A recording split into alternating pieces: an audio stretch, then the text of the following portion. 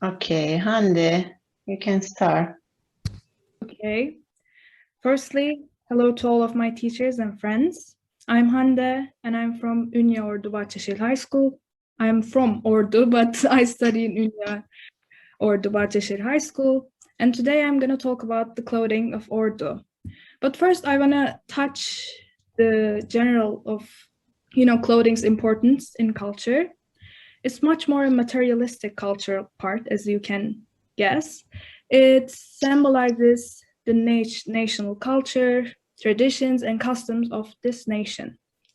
Apart from the covering body part, clothing is also an element of decoration and image, and you can understand a culture's climate, geography, culture, and beliefs just by looking at their clothings. And by the way, this picture on the left is going to be the picture that we are going to talk about the most. So if you look at it briefly, I would be really happy. I think we can continue with women's clothing now. Yeah, that's a lot of writings, but I am going to shorten it up for you. First, women wear linen shirts inside. It has a high collar and long sleeves, and the front is open to the waist. It has some ornaments, both front and the sides. It's made with long fabric, and it has loose trousers. The cuffs and underpants are pulled up to the knee, which you can see in the picture, and they are tucked inside the stockings, and socks are called yargangaras or alaçorap, and they are worn with sandals who go up to the knee.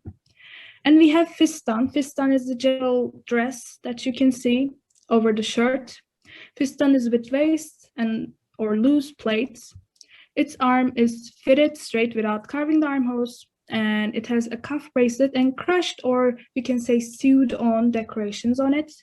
It's fastened with only one button, and it's a turn down collar and decorated with a crushed top, again with a sew top. It's open in the front as a V shape, and again with a single button on the waist. You can see the shirt inside of it, and we have ribbon ornaments on the back and front coming to the shoulders and joining the waist. The height is usually up to the knee, and it appears to be an inch of frost, which is pulled from gold to the knee. Waist parts and sleeves are also lined, which these differ a little bit from the pictures to picture, but you can have a general idea. And now we have the underwear, which is also another layer. We have a lot of layers here. The flat front joins the chest as a V shape. It's long sleeved and has a bracelet with cuffs again. Satin ribbon is attached to the front and around the skirt and to the front by giving it a triangle shape. It usually has, the yeleks, as you can see on the picture, usually has some type of floral motif on them. And we have a stripped woolen belt wrapped around the waist. The rectangular belt takes the form of two triangles and shifted when folded diagonally. And let's see, there's a lot of things here. Okay. Okay, men's. Okay. Now we are at men's. There's different variations of men's clothing in this picture. First, we have the inner shirt, which is just the shirt that you can see. Let me just show you. This shirt is the men's white shirt linen. And we have, it has another shirt on top of it called mintan or entare. And we have, it says harpoon here, but it's usually called a zupka, which is the general black part that you see. And it's pointed on the back. The legs are no roving, as you can see. Roving is made from the own fabrics to the sides of the zupka. And usually there's another layer of yellow glittery, but we don't see it on the picture. The legs are tucked into the wool socks called yargan blak and alaçordup, which goes up to the knee, and there's a different style of the sock tying. It's called pancak. And we can see shawls. We're going to talk about shawls, which is a different fabric hand woven, used widely in local outfits, even nowadays. And we have ORDU, handkerchief, pencil, fabric, trousers, judge, skirts, jackets,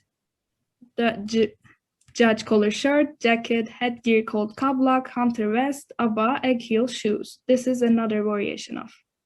And we also talk about shalwars, which is the general thing. We have yeleks, headdress, socks, shoes, and boots.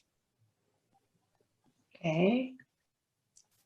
And now one. let me clean the screen. Yeah. Now we have peştemal. I think it's a general thing in all of Turkey, but we know peştemal is a towel used in baths. It's a common part of Ottoman hammam culture, dating back years and years. It was originally designed to help individual bathers maintain their privacy, considering the hammam culture contains a lot of people in the same place bathing. It's also highly absorbent. It dries faster than towels, and it's also easy to bathe inside the peştemal. This is the one that we know mostly. But there's also other ways of using it. In Ottoman Kingdom, as a history thing, it was also used as an apron, especially in palaces. It distinguished the serving class to the other ones.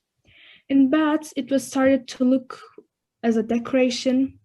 And it's possible to see other peştemals used for apron today in the Black Sea region, which is the reason why we included this part. And I know from a fact from my parents that it was used back in the gardens, especially women working in the fields and agricultural work still continue to wear them on the front like this. And also we can divide peştemals by two different types. They're called head and dolama peştemals. Head peştemal is the peştemal that you see in the picture on the right. It's a type of weaving generally used in Black Sea region, again, tied by women around their head and neck.